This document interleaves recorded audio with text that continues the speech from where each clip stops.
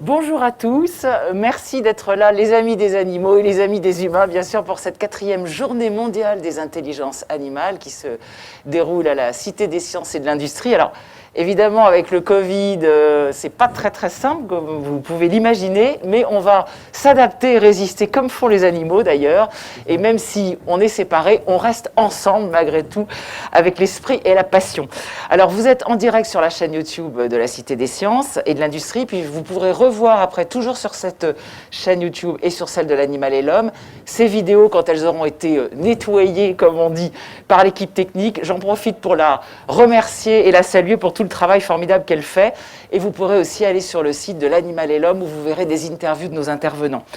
Je remercie la Cité des sciences et Anne Grange et Bénédicte Leclerc parce que je peux vous assurer que faire un travail comme ça avec la visio, c'est pas facile. Et j'en profite aussi pour remercier notre mécène botanique qui continue de nous soutenir. Alors cette année, on a une grande première et on est très fiers.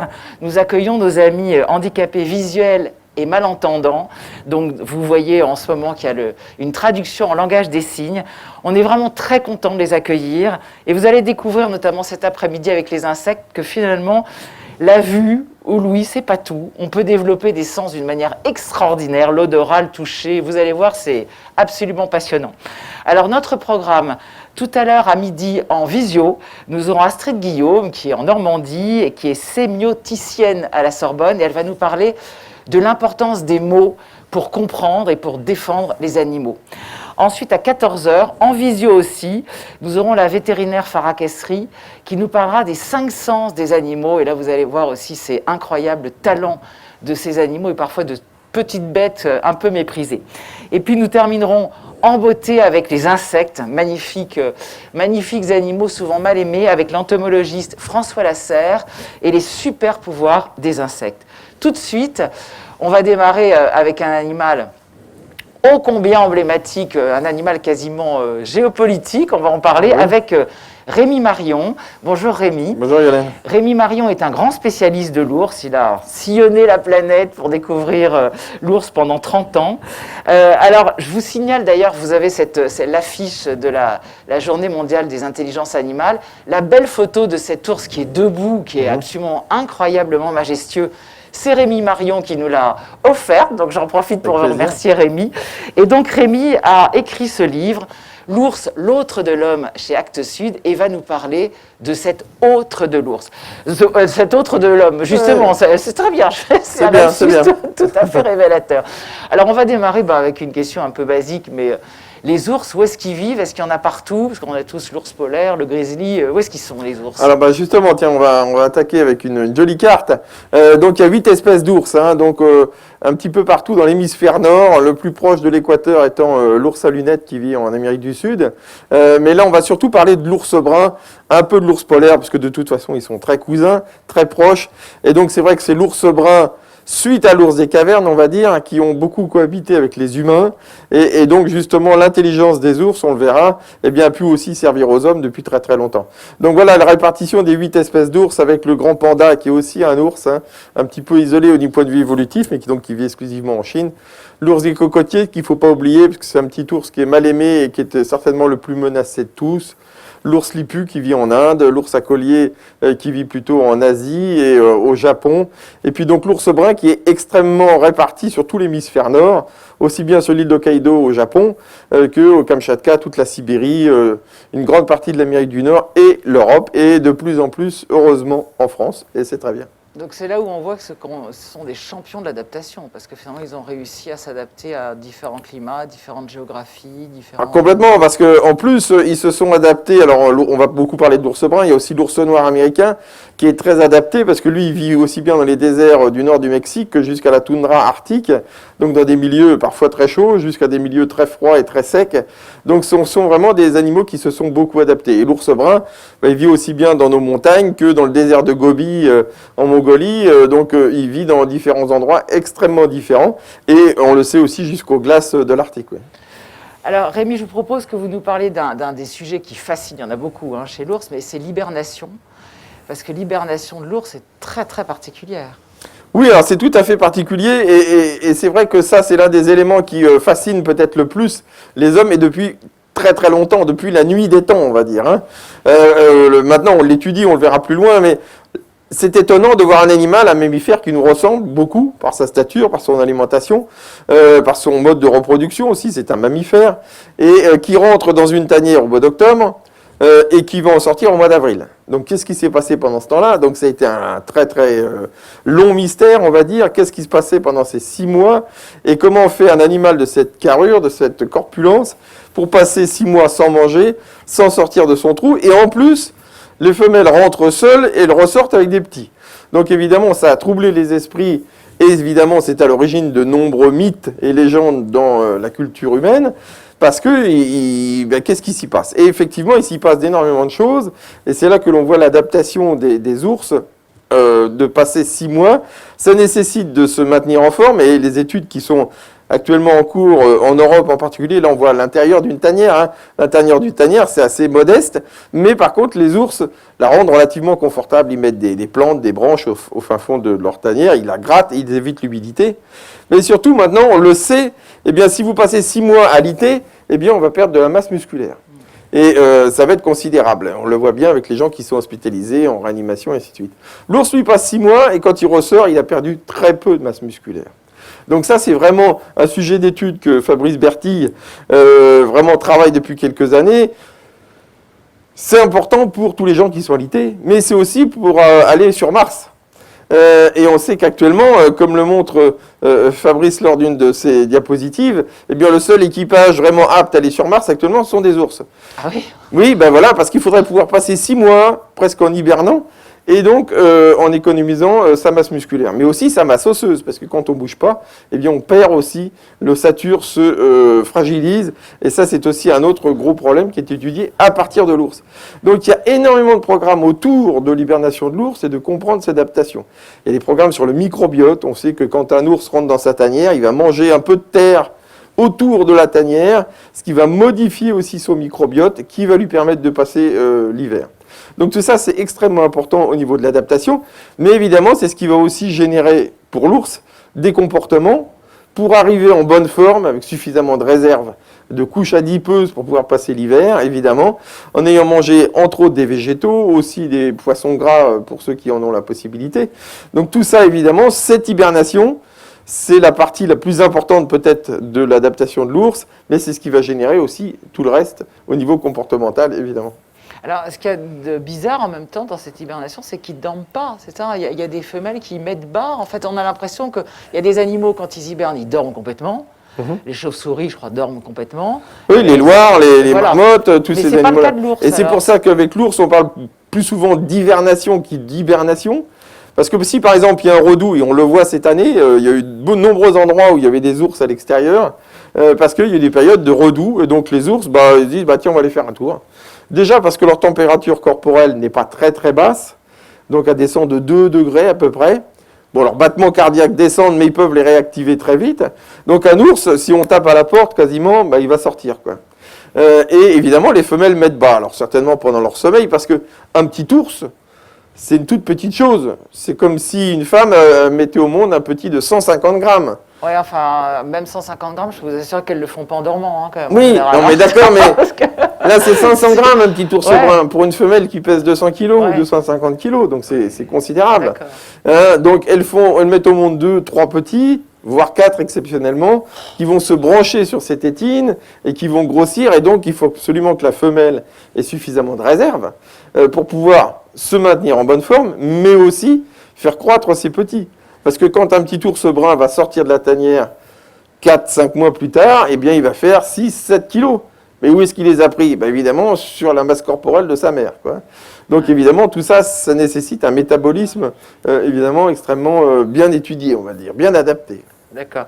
Je suis en train de penser que j'ai oublié de dire à nos amis que vous pouvez poser des questions, parce que tout à l'heure, je pense qu'il y aura pas mal de questions sur le chat de YouTube. J'ai quand même oublié l'essentiel, c'est qu'on peut, malgré le Covid et malgré la distance, échanger et discuter de ça.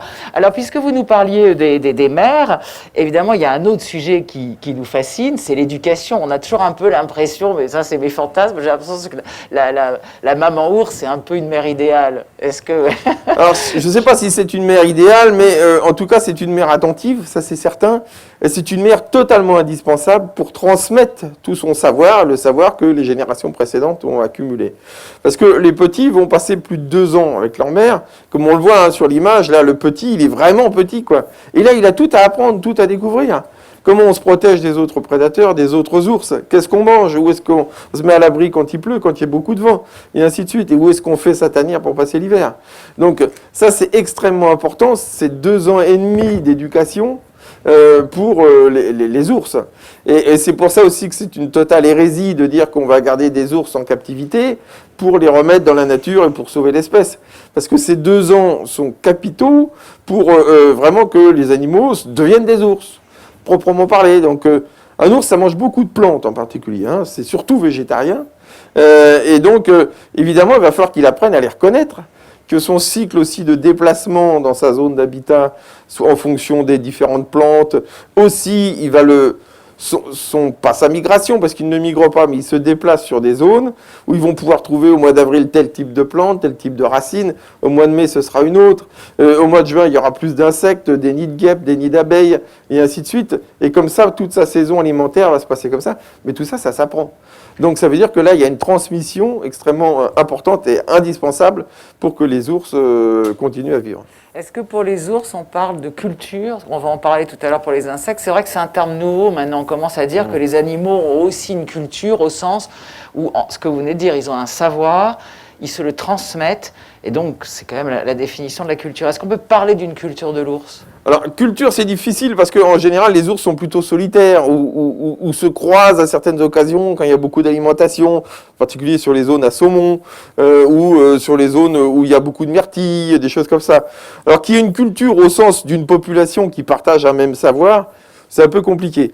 Par contre, qu'il y ait des transmissions qui se sont apprises d'une connaissance qui se transmet de génération en génération, moi, ça me paraît indispensable de le mettre en avant parce que la connaissance des plantes, la connaissance aussi des lieux, on sait que dans certains endroits, les ours utilisent de l'argile ou des bains d'argile pour se soigner, pour se débarrasser des parasites. Ils savent où aller, comment y aller.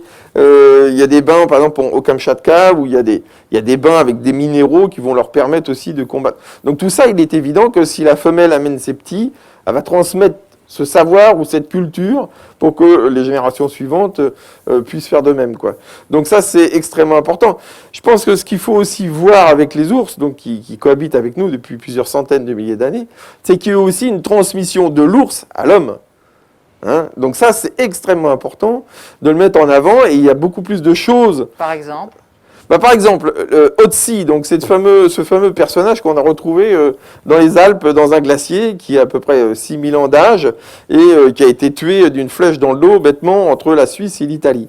Et on a retrouvé qu'il avait des chaussures, des chaussons et un bonnet d'ours, donc ça veut dire qu'il avait une certaine connaissance et une proximité avec les ours, mais surtout qu'il avait des problèmes intestinaux ou stomacaux, et donc qu'il se soignait, qu'il avait une petite bourse sur lui, et dans cette bourse, il y avait des champignons.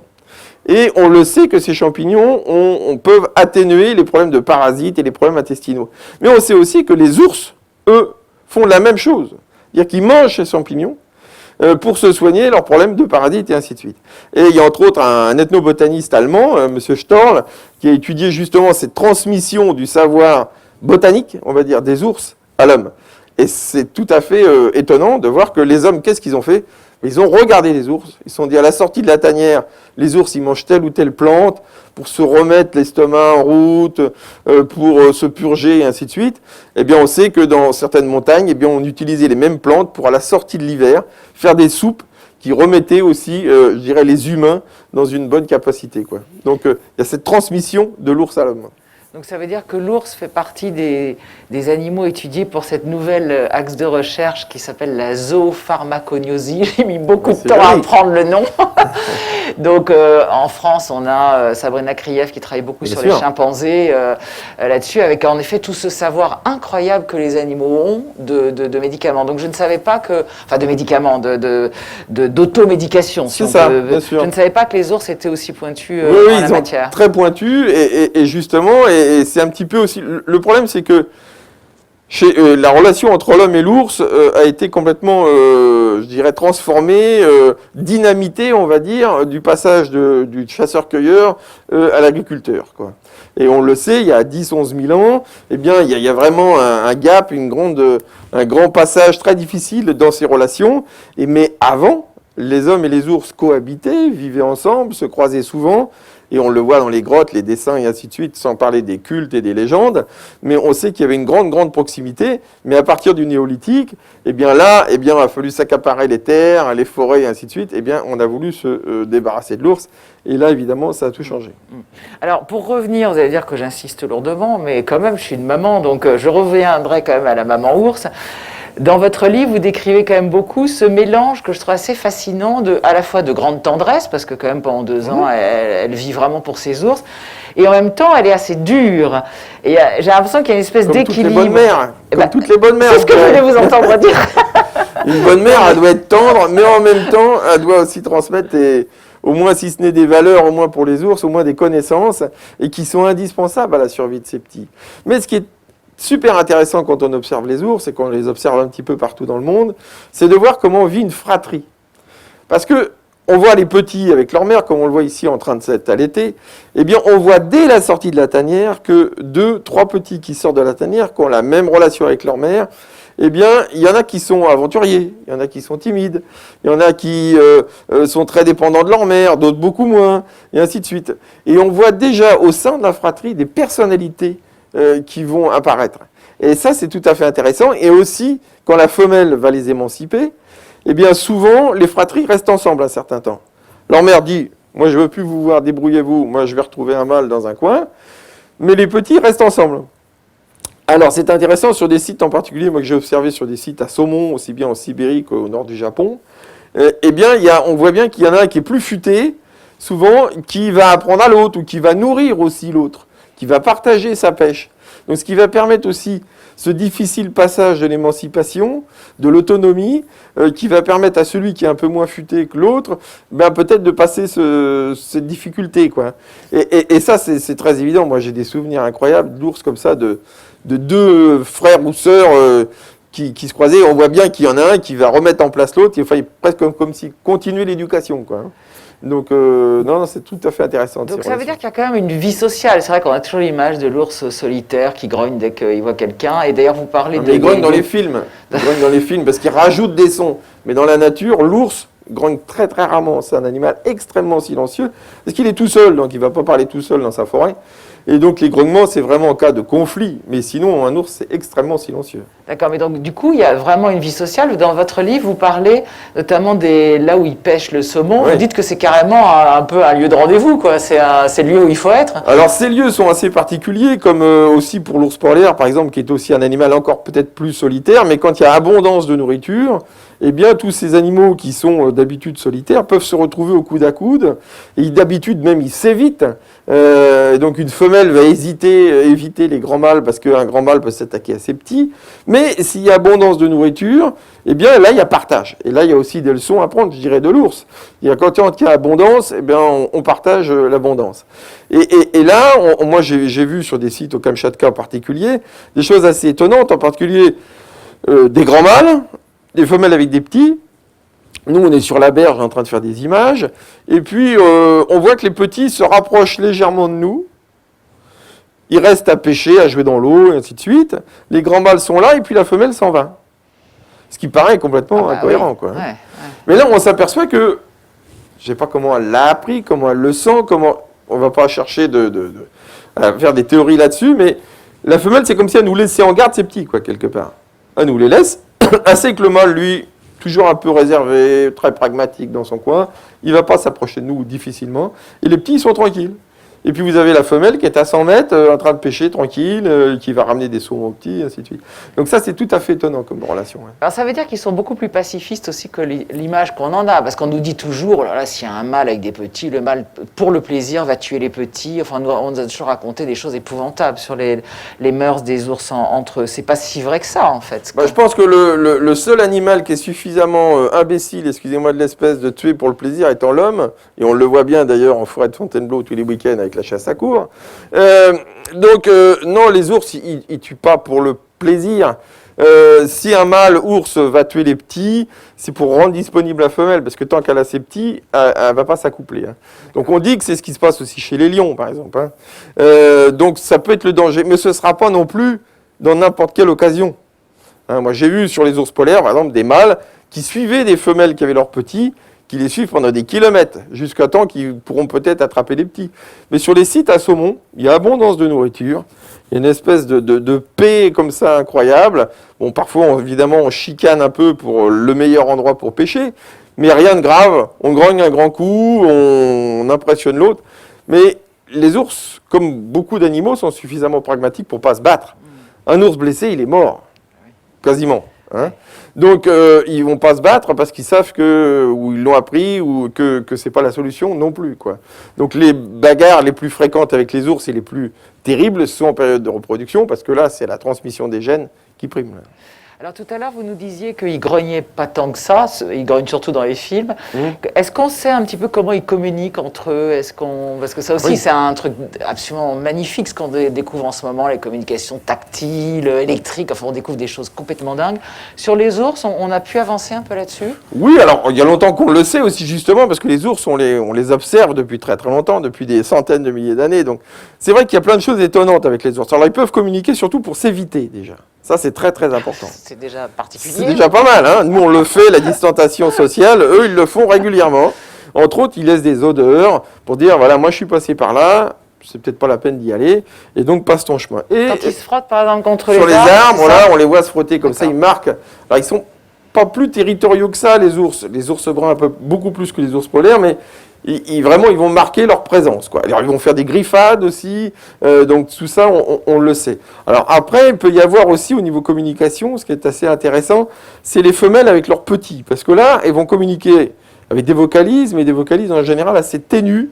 Donc ça va être des chuintements, des sifflements, des claquements de mâchoire, des choses comme ça. Donc des choses très très fines, quoi. Hein. Et donc ils savent bien que c'est une injonction à rester tranquille ou à la suivre, voilà. Donc, mais c'est toujours très très soft, on va dire. Hein. Et c'est très rare qu'on entende un ours grogner. Donc là c'est vraiment quand il y a un fight vraiment un peu musclé, quoi. Ou voilà, ça dans ce cas-là, oui.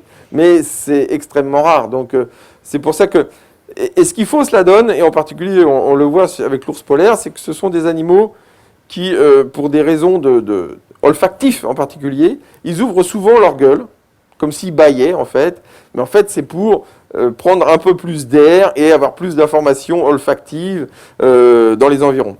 Et le problème c'est que souvent dans les films, eh bien, quand l'ours fait ça, on rajoute un grognement. Et alors que c'est totalement faux parce que c'est parfaitement silencieux. Enfin, juste pour un peu décrypter ce que l'on voit.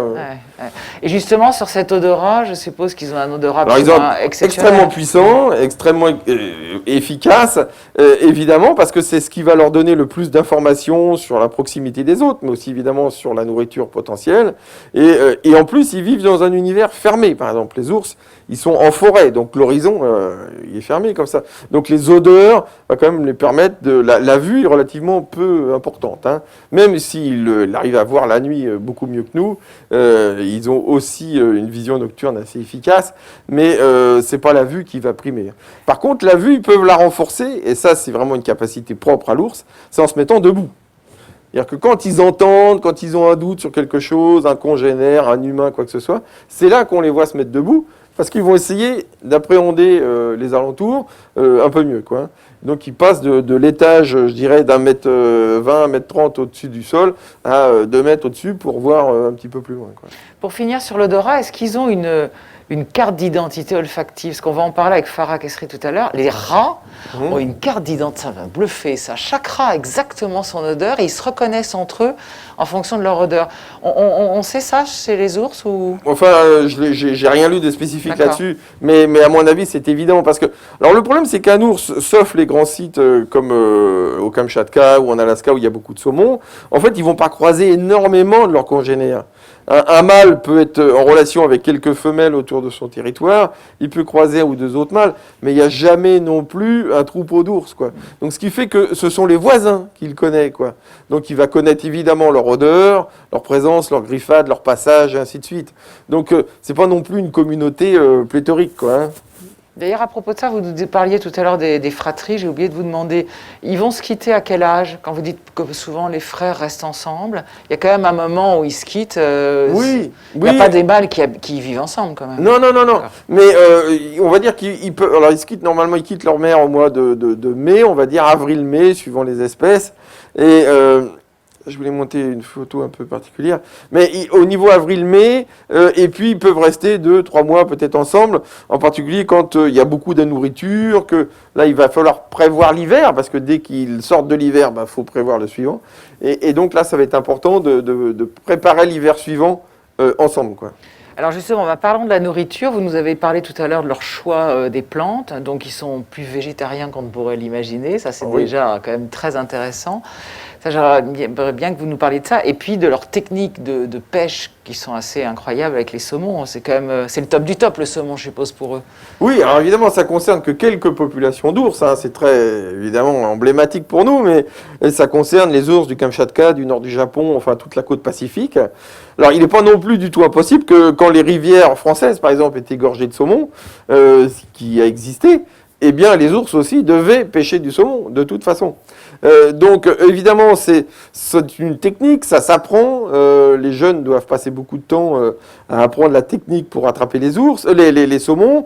Surtout que un saumon, c'est grand comme ça. Et puis, un petit ourson, vous le voyez sur l'image, c'est quand même relativement petit et fragile et c'est pas bien adapté comme sa mère. Mais dès que c'est la période des saumons, quand ils ont, on va dire, ils ont 6 mois, 7 mois, eh bien là, ils vont commencer, même s'ils sont toujours allaités, même si leur mère leur donne à manger, ils vont commencer cette éducation de la pêche au saumon pour trouver les meilleurs endroits, pour les repérer dans l'eau, et ainsi de suite. Donc ils vont regarder leur mère, et puis ils vont mimer ses gestes.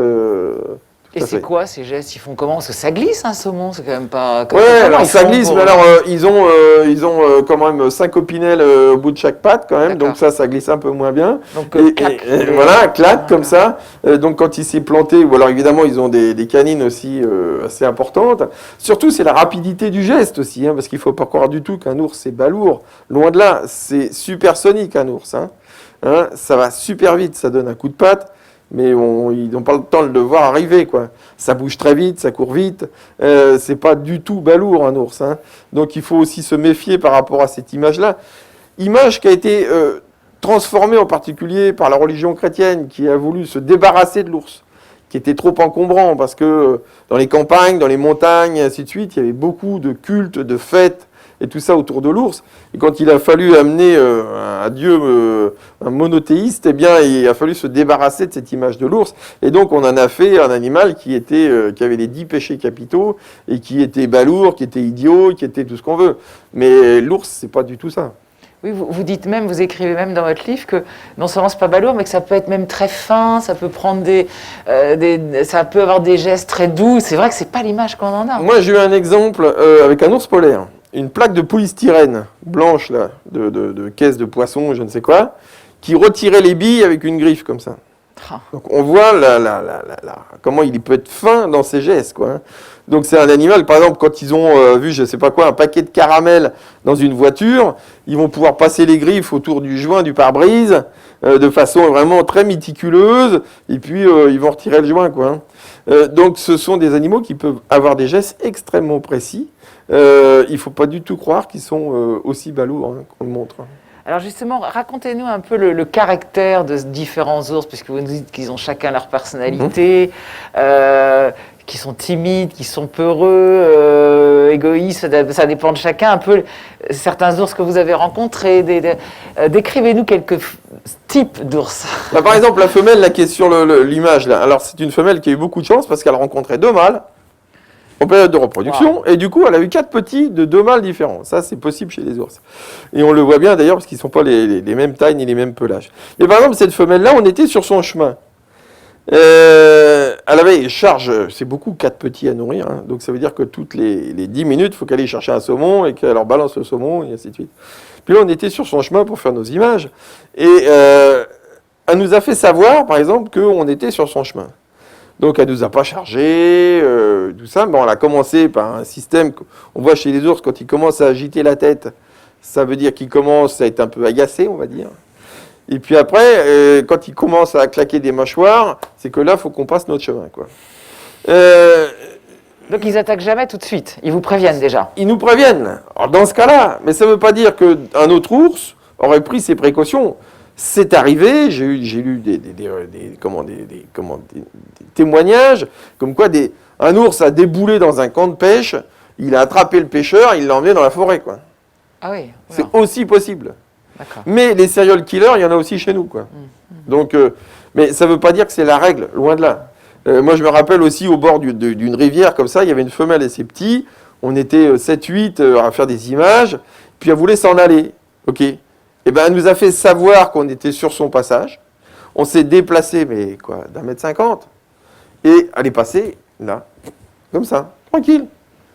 On savait qu'on était sur son territoire. Elle nous a fait savoir qu'elle voulait passer là. Eh bien, on s'est déplacé, elle est passée. Voilà. Donc, il ne faut pas croire non plus que ce sont des animaux assoiffés de sang qui attendent l'humain au coin du bois, quoi. Surtout que, globalement, les ours bruns en particulier sont des ours plutôt végétariens.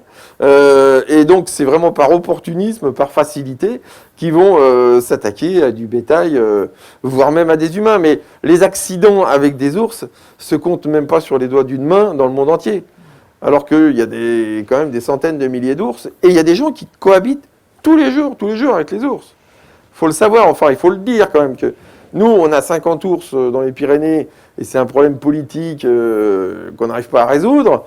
Alors qu'il y a des pays où les ours, ils sont devant la porte. Vous voyez, en Italie, dans les Abruzzes, l'automne dernier, il y avait une femelle avec ses 4 petits qui traversaient la rue et le village tous les soirs. Bah, les gens, qu'est-ce qu'ils font? Ils se mettent à la fenêtre, ils regardent passer l'ours, quoi. Ah oui, c'est magnifique. C'est sublime. Et puis l'ours, elle allait d'un endroit de repos à un endroit d'alimentation. Eh ben, on lui laissait la place parce qu'elle était chez elle. Ouais. Donc, c'est possible. C'est pas en France que ça arriverait, ça. Ça me parle, on va sortir le GIGN, 3 hélicoptères, et puis... voilà, quoi. Hélas. Continuez quand même à nous décrire des ours comme ça que vous avez rencontrés. On va changer de région. Là, on est au nord du Japon, ouais. qui est un endroit qui est assez peu connu pour ses ours. Et on a eu l'occasion, il y a quelques années maintenant, de faire un très chouette film sur la cohabitation justement entre les hommes et les ours. On voit déjà qu'ils ont une allure un peu particulière, donc avec des grandes oreilles. Et donc ça, c'est sur l'île d'Hokkaido, donc l'île la plus au nord du Japon, où là, il y a une assez forte population d'ours bruns. Il y a plus de 3000 ours bruns sur l'île. Et puis sur l'île de Honshu, donc l'île la plus au sud, la plus grande île du Japon, et là, vous avez de l'ours à collier. Donc il y a 2 espèces d'ours au Japon. Et ils font un certain nombre d'efforts pour cohabiter avec les ours, justement. Et on ne voit pas ça vraiment au Japon, quoi. Parfois, moi j'ai vu à Karuizawa, qui est une ville très résidentielle, à 1h30, 2 heures de Tokyo, vous avez des ours à proximité qui parfois viennent en ville et tout ça. Donc même si c'est compliqué, ils font ce qu'il faut pour éviter des conflits. Voilà, il y a des mesures qui sont mises en place pour ça. Donc voilà, ça c'était étonnant à Hokkaido parce que c'est vrai que c'est une population qu'on voit très très peu, les ours du nord du Japon. Et là, on a eu des cohabitations assez incroyables, quoi. Enfin, moi je me rappelle d'un ours qui voulait aller manger des raisins en haut d'un arbre. Il est passé à côté de nous, il est monté dans l'arbre, il est allé sur une branche relativement fine et manger ses raisins tranquillement assis sur sa branche. Puis quand il est redescendu, il a fallu qu'on s'écarte un petit peu, mais voilà, enfin, et au Japon, il y a des écoles qui sont entourées de fils électriques, la cour, pour pas que les ours traversent la cour. Donc, voilà, c'est possible. Ouais. On pourrait dire qu'il y a des différentes personnalités, cultures, etc., selon les pays. Parce que sur certains animaux, on le voit, les oiseaux, on le voit vraiment, oui. Et il y a même des accents du nord et des accents du sud, etc. Est-ce qu'on commence à voir des vraies différences comme ça de tempérament entre les ours du Japon ou de l'Alaska, etc. Alors, on peut le voir surtout en fonction de leur régime alimentaire. Parce qu'il y a des endroits, par exemple, comme dans les Pyrénées ou en Europe occidentale, où là, les ours sont vraiment à 80% au moins, si ce n'est 90% végétariens. Il y a des endroits, il y a des populations d'ours bruns au nord du Canada qui, eux, sont très carnivores. Presque essentiellement carnivores. Ah. Donc là, il faut peut-être faire un petit peu plus attention. Donc déjà, il y a peu de population humaine, très peu. Il y a quand même relativement peu d'ours. Et donc voilà, alors de là à parler de culture, c'est plutôt les habitudes alimentaires qui vont changer. Parce que comme ils sont très bien adaptés, qui peuvent manger un panel de choses incroyables, eh bien dans différentes populations, on va avoir peut-être des habitudes. Par exemple, il y a une zone où on sait que les ours bruns, les grizzlies comme on les appelle en Alaska, mangent beaucoup de bœuf musqué. Au point même dans certains endroits ils en mangent un peu trop. Mais donc là, ils sont vraiment spécialisés dans la chasse au bœuf musqué ou aux rennes, alors qui est une chasse très compliquée parce que c'est des gros animaux, mais sont aussi des gros ours dans ce coin-là. Et donc il y a aussi un polymorphisme extrêmement important chez les ours. Hein. Nous, dans les Pyrénées, on a des petits ours bruns. Hein, alors que, évidemment, dans les zones où il y a une nourriture carnée extrêmement importante, facile d'accès, comme le saumon en particulier, ou les plus grands ongulés au nord du Canada, eh bien là, la corpulence des ours n'est pas du tout la même, quoi. Donc, il y a une très très grosse différence au sein de la même espèce, quoi. Et alors pour revenir sur leur personnalité, donc manifestement l'alimentation est très importante, la mère aussi est très importante. Est-ce qu'on peut se rendre compte que le père a une influence importante sur le caractère ou le style des petits, ou ça on n'a pas encore fait d'études là-dessus? C'est très difficile d'étudier justement je dirais la part parentale du père parce que on ne connaît pas. Ils passent peut-être une semaine ensemble, le mâle et la femelle. Et en plus, la femelle, elle a plusieurs accouplements pendant sa période de reproduction avec des mâles différents. Donc, qui est-ce qui va être le géniteur des petits qui sont là? C'est compliqué.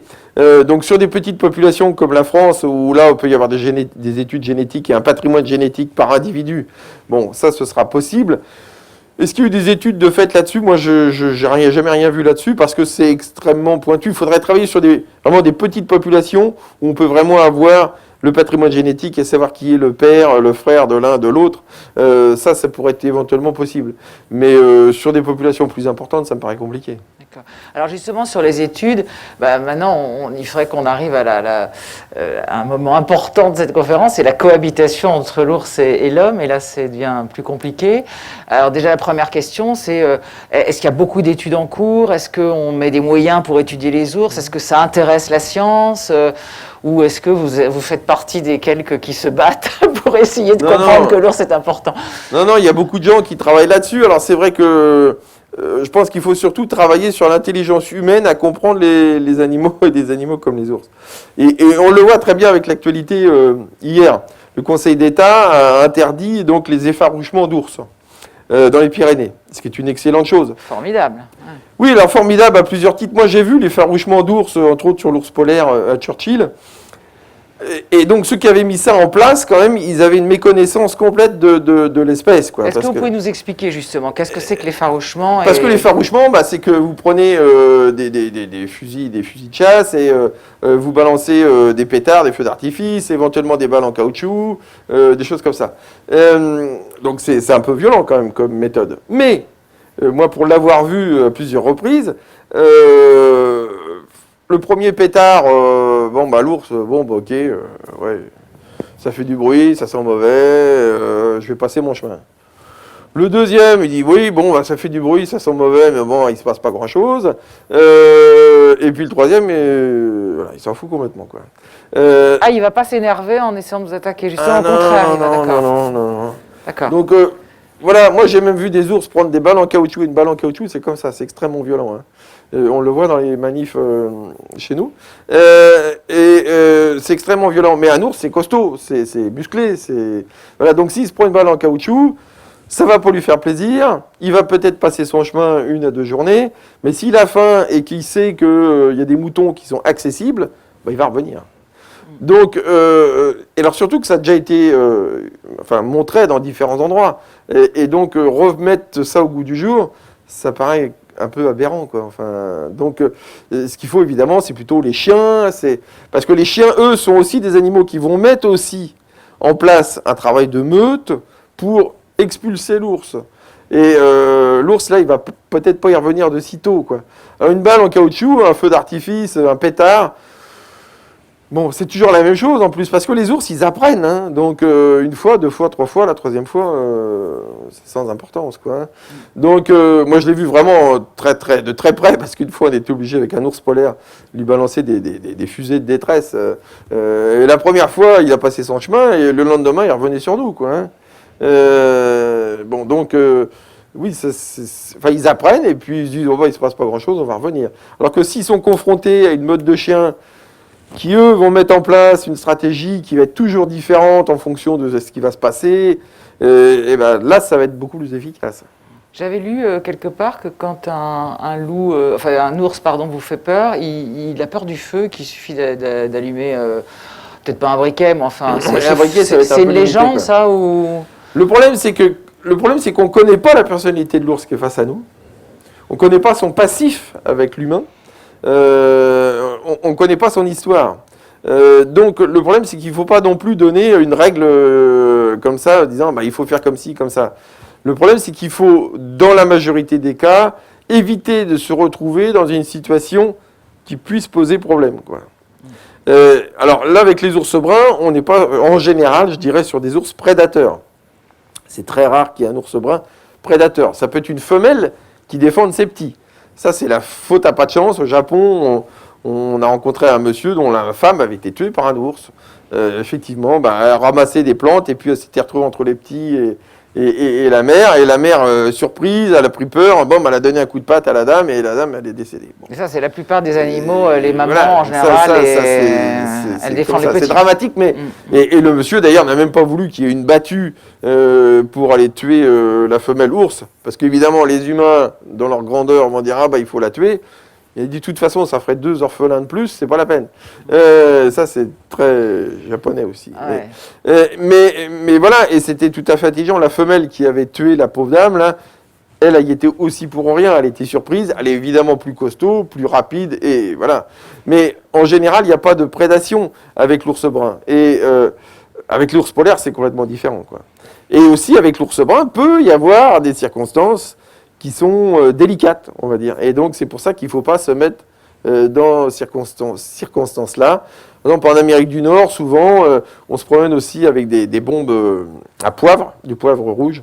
Mais si l'ours il vient trop près, il peut être aspergé. Ça a sauvé un certain nombre de personnes. Mais alors ça, c'est aussi un petit peu délicat, parce que si le vent n'est pas bon et ainsi de suite, il va vous trouver très épicé, l'ours, et à son goût. Donc, c'est pas la peine. Puis il faut avoir le courage, parce qu'il faut le faire pas loin, donc il faut il faut le faire à proximité. Donc bon, il vaut mieux éviter de se mettre dans des situations, ces situations où ça craint, quoi. Ouais.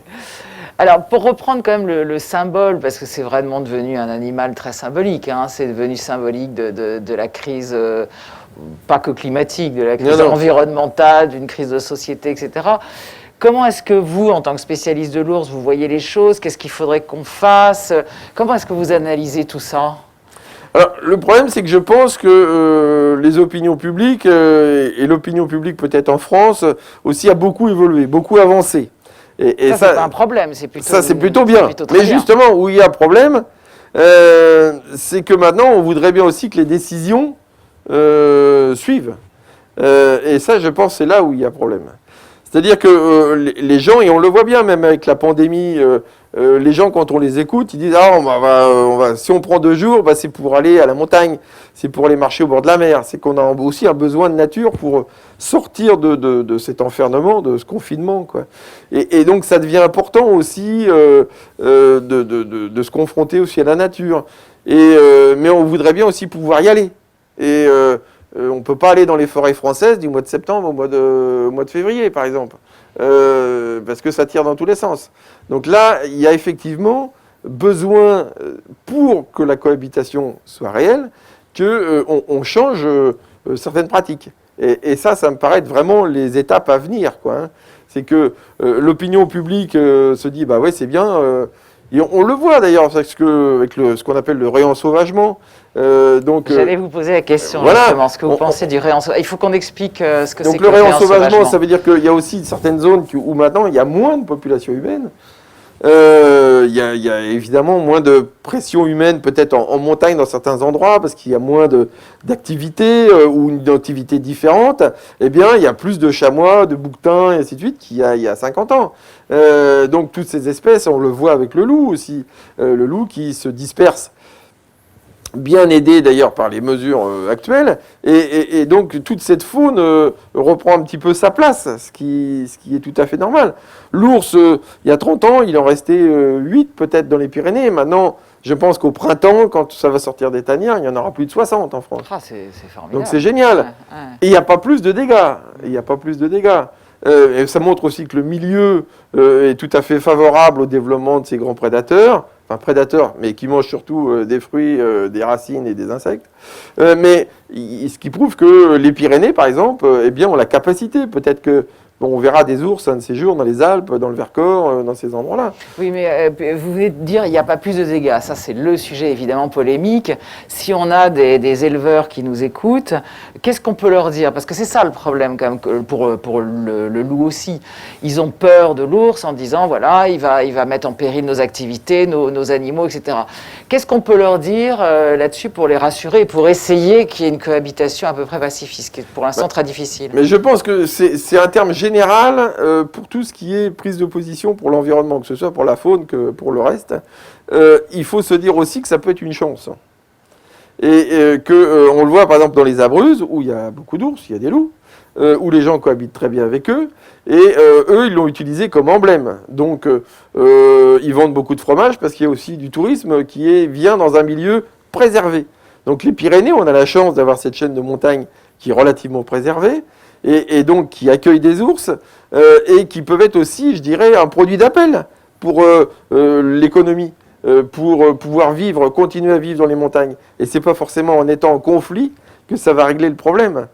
Surtout que on le sait très bien, et les éleveurs le savent aussi. Si vous avez 10 troupeaux de moutons, il y en a 9 qui sont protégés, l'ours, il n'est pas idiot. Il va aller dans le troupeau de moutons qui n'est pas protégé ou qui est mal protégé. Et évidemment, c'est celui qui aura le plus de conflits, c'est celui qu'on va entendre le plus. Donc, il faut aussi raison garder par rapport à ce qu'on entend dans les informations. C'est-à-dire qu'on entend beaucoup plus les gens qui râlent, qui gueulent et ainsi de suite, que celui qui essaye de faire des choses. Alors le loup, c'est un peu différent parce que le loup est 100% carnivore. Donc s'ils ont du mal tout de suite avec les ours, c'est que le début. Parce qu'avec les loups qui arrivent un petit peu partout, là, ça va être un autre problème. Parce qu'eux, ils sont 100% carnivores. Donc, il va effectivement falloir que les mesures de protection soient mises en place. Oui, alors le loup, c'est encore autre chose parce que quand j'ai interviewé des spécialistes, ils vous disent que aussi en tuant n'importe comment, on essaime. On essaime la meute et que du Exactement. coup, on fait des espèces de serial killers, justement, qui font n'importe quoi. Pas des serial killers. Qu'il faut respecter la meute. Enfin, on a parlé de l'éducation des ours. Mais chez les loups, c'est pareil. Là, c'est encore pire parce que c'est une famille. Voilà. C'est une éducation familiale. Et si vous déstructurez la famille, vous avez des ados qui vont quoi? Ils vont faire des conneries, comme n'importe quel ado qui est laissé à vivre tout seul. Eh bien, il va se disperser, et c'est ce qui se passe actuellement. Et la dispersion est accélérée par les tirs qui sont faits actuellement. Alors, juste pour revenir sur le réensauvagement, qui est vraiment quelque chose de passionnant, il y a eu un livre d'ailleurs chez Actes Sud qui est... Deux livres même, un pour la France, un pour l'Europe. Ah, voilà. Et on voit que ça, c'est presque une utopie qui devient une réalité. C'est en effet incroyable le nombre d'animaux qui reviennent, des bisons, aigles royales, enfin c'est extraordinaire. Est-ce que sur les ours, d'une façon générale dans le monde, on peut dire que la situation est un peu meilleure? Vous nous avez dit qu'en France, enfin dans les Pyrénées, ça allait mieux. Est-ce qu'on peut être un petit peu optimiste, ou positif en tout cas, sur les ours, ou non, c'est une situation dramatique et ils sont en train de disparaître? Alors déjà pour l'ours brun, ils ne sont pas du tout en train de disparaître. La population, elle est au moins de 250 000 individus, donc ils se répartissent sur une immense aire de répartition, on est bien d'accord, mais je dirais qu'il y a quand même des endroits où il y a pas mal d'ours bruns, voire beaucoup d'ours bruns. Donc pour l'ours brun, c'est pas le cas. Alors, on parle souvent pour l'ours polaire, mais par contre la population d'ours polaires, dont les 2/3 sont au nord du Canada, donc dans une zone où la banquise est relativement stable, et donc la population d'ours polaires au Canada est relativement stable, environ peut-être 15 000 individus sur le Canada, sachant que la population mondiale estimée est d'environ 27 000 individus. Donc ce qui n'est pas énorme, mais qui est plutôt stable. Mais le problème de l'ours polaire, c'est qu'il vit sur un territoire très vaste, avec des disparités. C'est-à-dire qu'au Spitzberg, par exemple, le Svalbard est déjà très touché par le réchauffement climatique. La mer de Beaufort, donc au nord de l'Alaska, aussi. Donc ça, ce sont des zones où les populations d'ours polaires sont beaucoup plus menacées qu'ailleurs. Donc c'est assez compliqué de parler de façon homogène pour une espèce qui occupe un territoire gigantesque et donc qui ne va pas réagir de la même façon par rapport au réchauffement climatique. Si on prend la majorité de la population, donc au Canada, on va dire que la population est plutôt stable. D'autant plus que vous dites qu'il y a quand même encore de la chasse, et de la chasse au trophée au Canada. Oui, alors il y a de la chasse au trophée. Ce qui est étonnant quand même, parce que... Ce qui est avec étonnant. le réchauffement climatique, il ne devrait pas y avoir. Je ne parle pas Oui. de la chasse traditionnelle des Inuits. Oui. Mais c'est plus compliqué que ça, parce que ça, c'est mon bouquin précédent, c'était Géopolitique de l'ours polaire, parce que l'ours polaire est un animal tellement emblématique, ça en devient une espèce de monnaie d'échange aussi entre les gouvernements.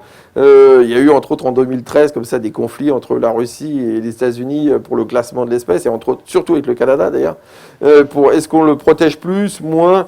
Le Canada avait besoin de pas trop le protéger parce qu'il y a des Inuits qui le chassent. Donc là, ça devient un enjeu géopolitique. Donc il y a aussi il y a de la chasse au trophée. Relativement peu sur l'ours polaire, mais aussi c'est une économie pour les gens des villages. Il faut voir ce que c'est. La chasse au trophée, pour bien expliquer, on est d'accord, c'est des touristes qui viennent abattre de façon complètement imbécile, parce que vous faites courir un ours polaire, au bout de 2 km, sa température corporelle est à 42 degrés, donc comme tout mammifère, il s'arrête, et donc il attend, là il prend une balle, et on en fait une carpette. Donc ça, c'est complètement imbécile, on est bien d'accord. Mais, du point de vue économique, ça peut aussi amener beaucoup d'argent dans certains villages. Il y a des guides aussi qui peuvent vivre de cette activité, quoi. Donc il faut voir aussi que l'économie de ces villages-là, c'est très compliqué. Nous, on est toujours des grands donneurs de leçons pour dire « Ah oui, mais vous ne devriez pas tuer, vous ne devriez pas faire ceci, vous ne devriez pas faire cela ». Le problème, c'est que quand vous habitez un tout petit village du nord de l'Arctique, alors soit, on va dire, vous avez la chance qu'il y a une mine qui est en train de tout défoncer à proximité de chez vous, et le Inuit, eh bien, il devient chauffeur de camion, où il fait plutôt des tâches plutôt de manœuvre, on va dire. Ou alors, il essaye de continuer une certaine vie proche de la nature que ses parents lui ont transmis, et il continue à aller à la chasse. Donc, il n'y a pas tellement d'autres possibilités, en fait, hein, quand on est dans un village où il y a 150, 200 habitants et qu'il n'y a pas de route aux alentours, quoi.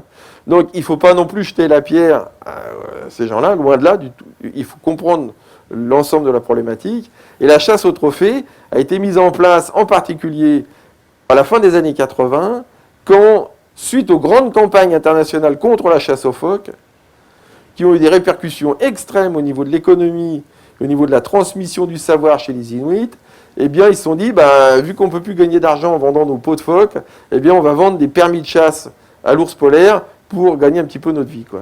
Donc, il faut regarder un petit peu plus loin aussi par rapport à ces problématiques. Mais ça ne peut pas être comme ce que vous nous disiez pour les abrus, ça ne peut pas devenir justement un animal emblématique qui attirera les touristes et qui fait qu'au lieu de chasser cet animal, il puisse devenir guide, organiser des je sais pas, c'est moi, plus compliqué que ça. C'est plus compliqué que ça, parce que d'une, les Inuits, il y a encore... moi, j'ai connu des Inuits qui ont 55, 60 ans, donc au mon âge, qui sont nés sous la tente, hein, en migration sur un camp de pêche, et ainsi de suite, quoi. Donc voilà, et passer à guide, c'est un peu compliqué. Il y en a qui le font, moi j'en connais aussi, mais c'est compliqué, parce que c'est pas du tout le même rapport au temps, le même rapport au temps en particulier, quoi. Quand il fait beau l'été, qu'il fait jour 24 heures sur 24, eh bien le chasseur, il peut partir 1 semaine, 3 semaines, 1 mois s'il veut. S'il a des touristes à traîner, va falloir partir à telle heure, revenir à telle heure. C'est pas vraiment dans son mode de vie, quoi. Donc il ne faut pas non plus vouloir calquer notre mode de vie forcément à d'autres non, mais personnes. on est quand même bien obligé maintenant d'évoluer. Non, mais bien sûr. Le monde est quand même dans une situation très compliquée et il faut bien s'il y a des populations qui ont beaucoup évolué, ce sont bien les populations inuites. Hein. C'est peut-être eux qui ont le plus évolué sur Terre, parce qu'il y a 500 ans, on est venu tuer toutes leurs baleines, qui étaient la source première de leur alimentation. Il a fallu qu'ils aient tué les phoques parce qu'il n'y avait plus de baleines. Après, on leur a dit que votre cosmologie, vos dieux et tout ça, c'est bien, mais avoir un seul dieu, c'est mieux. Donc là, il a fallu changer. Vous êtes nomade, mais il va falloir se sédentariser. Donc ça fait beaucoup de choses quand même. Et ce sont des gens qui se sont adaptés. Et maintenant, ils sont très numériques, très geeks, on va dire. Mais ils peuvent aussi monter dans un canot et aller péter la tête d'un phoque pour essayer de manger bio, eux, parce que c'est devant la porte, là. Alors j'aurais une dernière question, c'est toujours un peu sur cette histoire de réensauvagement, est-ce que vous pensez qu'il faudrait des réserves aussi? Est-ce que vous n'êtes pas, vous, parce que ça aussi c'est un vrai débat, il y en a qui disent non, on va pas commencer à sanctuariser la nature, à en faire un espèce et puis d'autres qui disent si, au contraire, il faut apprendre à ce que les humains cohabitent en paix avec les animaux, qui des endroits où on leur fiche la paix. Il y a pas mal d'associations maintenant comme l'ASPAS qui rachètent des terrains et qui font un travail formidable. Est-ce que vous pensez pour éviter les eaux d'ailleurs justement, qu'est-ce que vous pensez de tout ce mouvement-là concernant les ours? Alors moi je pense que c'est bien quand on prend la pleine propriété comme l'a fait avec l'ASPAS sur des zones comme ça. Parce que souvent on s'aperçoit que quand c'est sanctuarisé avec des décrets, avec des lois et tout ça, alors suffit qu'il y en a un qui dise « Ah bah ouais mais tu comprends, il y a la Vanoise, c'est un parc national, mais si en bordure je pouvais y mettre une petite remontée mécanique, ce serait pas mal. » Donc on s'aperçoit que si c'est sanctuarisé de façon privée, et en particulier ce que font beaucoup les anglo-saxons, ça a peut-être plus de chances de rester dans l'état que si c'est un décret qui dit non, on va peut-être arriver à... On le voit bien d'ailleurs, il y a des tas d'exemples comme ça où il y a un parc national, où il y a une protection littorale et tout ça, mais il y a toujours une petite dérogation, il y a toujours un petit passe-droit, il y a toujours un petit truc, et puis on vient rogner. Ouais, non, mais on est français aussi. Et on vient rogner un petit peu dessus. Alors là, si c'est sanctuarisé, par exemple les 500 hectares achetés par l'ASPAS, eh ben moi je pense que c'est une excellente chose. Et puis en plus qu'il y ait des privés qui les soutiennent, ça c'est très très bien. Et je pense qu'il y en aura d'autres. Et puis la cohabitation, je pense qu'il faut surtout la mettre dans les esprits des gens, des enfants, de la jeunesse et tout ça. C'est-à-dire que la nature, on en a besoin absolument, c'est un besoin quotidien, c'est essentiel, c'est le mot actuel, c'est essentiel. Et donc, il faut qu'on puisse y aller quand on veut, y faire ce qu'on veut, en respectant. Il y a des pays où la nature est un bien national. Donc, tant mieux, ça devrait être comme ça. D'ailleurs, quand vous dites que la nature c'est essentiel, c'est un sujet dont on n'a pas parlé, c'est que à sa façon, l'ours il pollinise aussi, c'est-à-dire que avec ses crottes, excusez-moi d'être mal élevé, mais bon, il transporte des graines, etc. Voilà. Donc il fait partie aussi, c'est grâce aussi à lui qu'on mange des fruits, des légumes, qu'il y a des arbres, etc. Mais complètement. Et aussi, ce que peu de gens savent, c'est que les ours étaient là donc avant nous. Et quand vous êtes dans une zone où il y a beaucoup d'ours, eux, les ours, ils s'économisent. Donc, par exemple, quand ils vont gravir une montagne, passer un col, ils vont suivre les meilleures pentes pour s'économiser, pour marcher dans les meilleures conditions et passer le col et passer de l'autre côté. En forêt, c'est pareil. Il y a des endroits où vous ne pouvez pas passer, sauf sur les sentes que les ours ont tracées. Et il est certain qu'il y a des routes sur lesquelles nous passons tous les jours, où les premiers qui ont tracé la route, c'était les ours. Donc, c'est important de savoir aussi qu'eux, ils étaient là avant nous, qu'ils nous ont guidés quelque part, alors guidés peut-être vers leur perte d'ailleurs, mais qui continuent aussi, on le voit en montagne, parce qu'ils dispersent les plantes. Comme ils mangent beaucoup de végétaux, mais qu'ils les digèrent mal, eh bien, ils sèment des graines à tout vent, un petit peu partout. Ils retournent des cailloux, vraiment, ils façonnent un petit peu quelque part la montagne aussi. Donc, c'est important qu'ils soient là. Et c'est magnifique comme image en plus. Donc, merci de terminer là-dessus. On va prendre nos questions maintenant avec Stéphane Dalluin qui va nous donner des questions. La voix des questions. Voilà. Nombreuses qui arrivent sur le chat. Alors certains, c'est très bien parce que c'est participatif. Certains répondent aux autres. Donc je vais retenir quelques questions. Questions concernant la période de gestation et combien de portées en moyenne en une vie. C'est une excellente question. La gestation de l'ours est un peu particulière parce que c'est ce qu'on appelle une implantation différée.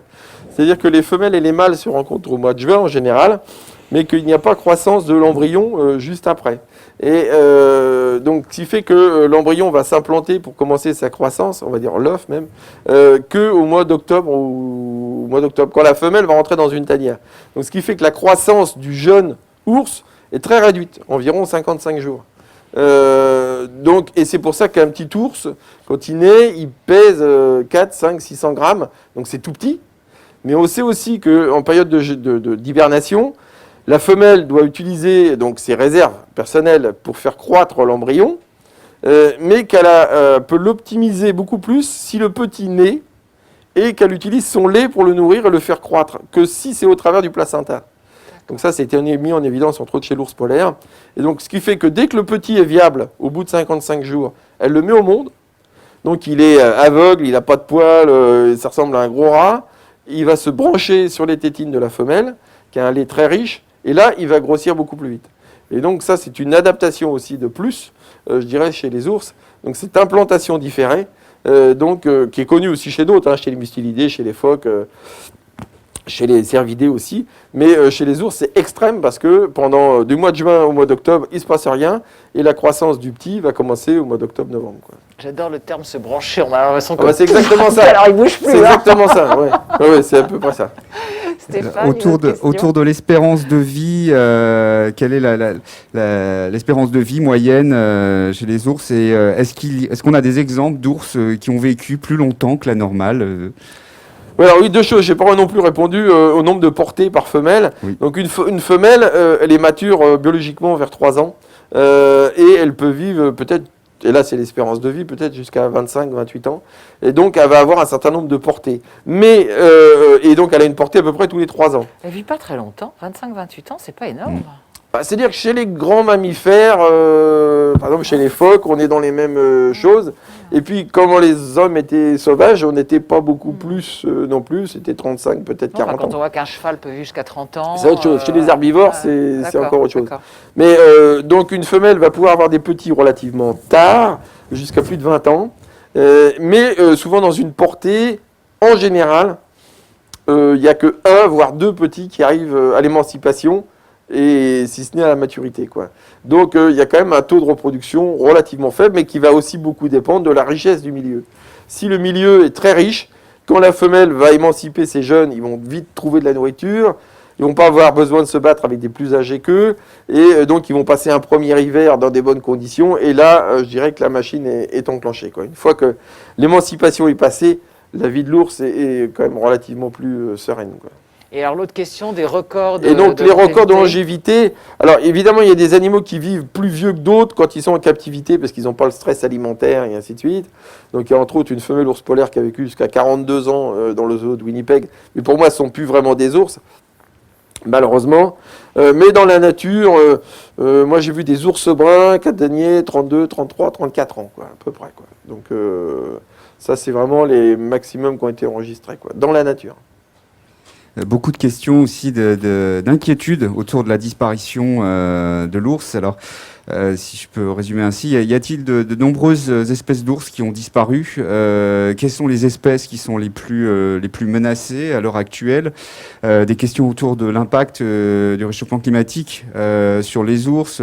La fameuse image qu'on voit des ours polaires qui meurent de faim. Meurent-ils réellement de faim? Voilà. Ouais, bon, alors ça fait beaucoup. Oui, ça fait beaucoup. Alors déjà, est-ce qu'il y a des espèces d'ours? Donc il y a des espèces qui sont très menacées, qui n'ont pas disparu récemment, mais et c'est aussi pour ça que moi je me bagarre aussi pour que l'ours polaire soit un petit peu descendu de son piédestal, parce qu'on parle beaucoup de l'ours polaire, moi c'est une grande partie de mon travail, mais le descendre un petit peu de son piédestal, parce qu'il n'y a pas que l'ours polaire, et il y a des espèces qui sont plus menacées, comme par exemple l'ours des cocotiers, qui vit en Asie, en Indonésie, et donc ça c'est un petit ours, qui est parfois utilisé comme animal de compagnie, qui vit dans des forêts parce qu'il est arboricole et frugivore, et donc là qui voit son milieu complètement disparaître. Comme les orang-outans. Voilà, c'est ça. Donc le petit ours des cocotiers est très menacé, et c'est certainement, en plus l'espèce qu'on connaît le moins, et qui est certainement la plus menacée de toutes.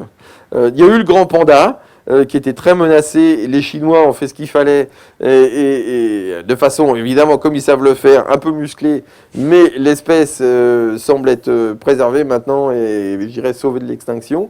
Donc ça, c'est plutôt bien. Il y a eu aussi l'ours à lunettes, qui est aussi peu connu, qui vit dans les Andes, et il y a eu des très très belles activités, entre autres porté par notre ami Pierre Gay là, du zoo de Douai-la-Fontaine, qui a donc des ours à lunettes et qui a aussi favorisé l'opération Chapari, donc qui était une réintroduction des ours et puis une mise en valeur des territoires, une connexion des territoires et ainsi de suite. Et donc ça c'est une belle opération de sauvegarde de l'ours à lunettes, donc qui était pareil, qui était menacé par la déforestation et par les agriculteurs qui étaient aux alentours, qui voulaient s'en débarrasser, mais il semblerait qu'il y a je dirais que des feux qui sont plutôt verts dans cette région-là, et donc ça va un peu mieux. Et après, il faut voir, il y a des populations qui peuvent être plus menacées que d'autres, quoi, hein. C'est aussi un petit peu problématique. Pour parler du réchauffement climatique, les ours que l'on voit, les ours polaires, en particulier qu'on le voit dans les médias, sur les réseaux sociaux, Là, il y a eu beaucoup de désinformation, quoi. Et ça, c'est vraiment mon cheval de bataille, parce que on a vu cette fameuse vidéo d'un ours mal en point. Voilà. Et le problème, c'est que on oublie de dire qu'un ours, ça peut mourir. Oui, il était vieux, en fait, c'est ça. Non, mais ça peut mourir. Ça peut se blesser. Ça peut se bagarrer et s'arracher les dents et ainsi de suite. Ils ont aussi des gros problèmes osseux, entre autres les ours, quand ils sont âgés, ils ont des gros problèmes d'arthrose et ainsi de suite. Et donc un ours, ça peut mourir. Donc dire, voilà, cet ours, il est tout seul sur son glaçon ou il est mal en point, c'est une preuve irréfutable du réchauffement climatique. Non. Les preuves du réchauffement climatique, on en a tous les jours et on en a chez nous actuellement avec des tempêtes et ainsi de suite. Il n'y a pas besoin d'aller chercher l'ours polaire à tout bout de champ pour nous dire que c'est l'emblème du réchauffement climatique. Il y a d'autres problèmes dans ces régions-là. Il faut aussi parler beaucoup plus, et heureusement on en a parlé, des populations humaines de ces régions-là, qui eux sont confrontés au réchauffement climatique, qui n'y sont absolument pour rien. Et donc ça c'est aussi important, quoi. Et l'ours polaire, 27 000 individus, les derniers chiffres sont plus importants que ceux qu'il y avait avant. Alors ça ne veut pas dire qu'on en a forcément plus, mais au moins on les compte plus, on les étudie, et donc on sait que les populations, comme je le disais, au Canada, sont certainement relativement stables. Et sauf donc des points, je dirais des points chauds, comme le Svalbard ou la mer de Beaufort, où là c'est moins bien. D'autres questions? Oui, ça arrive au fil de l'eau. Une question quand même sur ce sujet incroyable de cette capacité d'hibernation des ours et donc comment est-ce possible que cette modification du microbiote en mangeant la terre autour de sa caverne, comme vous l'avez expliqué, puisse contribuer à cette capacité d'hibernation de l'ours. Alors j'ai cru comprendre qu'il y avait des recherches, c'est ça? Oui, c'est ça. Là, il y a un très gros projet de recherche, entre autres en Europe, qui est mené en Suède, pour lequel moi j'ai eu l'occasion de faire un film avec Thierry Robert pour Arte, donc qui s'appelle Fort comme un ours. Et donc on a suivi ces équipes-là, alors pas particulièrement sur le microbiote, mais entre autres sur les problèmes osseux, cardiaques, rénaux et musculaires. Parce que quand vous mangez pas, vous buvez pas, eh bien les reins s'atrophient. Et chez l'humain, on sait que c'est fatal. Il n'y a pas, à part la greffe, au bout d'un certain temps, on ne peut pas faire grand-chose. On sait que les reins d'ours, pendant 6 mois, sont en très mauvais état, mais quand ils sortent, ils se remettent en route, ils se régénèrent. On sait que la masse osseuse, par exemple, qui est un gros problème pour toutes les femmes avec l'ostéoporose, mais aussi pour les hommes ou les gens qui restent alités longtemps, eh bien, on sait que l'ours ne perd pas de masse osseuse, ou très peu, pendant tout ce temps-là. Donc ça, c'est c'est intéressant. Et le problème cardiaque aussi, c'est que si on fait un scanner, un scan du cœur d'un ours pendant l'hivernation, eh bien, il a un cœur en insuffisance cardiaque. Donc nous, pour les humains, ce serait direction de la table d'opération pour mettre un stent ou pour mettre ce qu'on veut. Et l'ours, dès qu'il va sortir de sa tanière, il pète le feu, quoi. Donc il y a un début d'information qui est très très importante. C'est qu'ils ont isolé du sérum sanguin d'ours. Ils ont mis du muscle humain de culture, on va dire, dans ce sérum d'ours. Et la taille des cellules musculaires humaines a été multipliée par 10. Donc on voit que dans le sérum sanguin des ours, hivernants, il y a quelque chose, quoi pour l'instant on ne sait pas, mais qui va permettre justement de maintenir cette masse musculaire et certainement qui intervient aussi sur l'ensemble de ce métabolisme pendant l'hibernation. Donc effectivement, c'est un point extrêmement important et c'est très étudié à Clermont-Ferrand actuellement. Il y a des gros projets de recherche sur ce sujet-là. Oui, c'est passionnant. On a le temps encore de 2 petites questions, Stéphane. Ok, ça marche. Alors, est-ce qu'adultes, les membres d'une fratrie se reconnaissent ? On peut supposer que oui. Moi, j'ai pas de certitude là-dessus. On peut supposer que oui.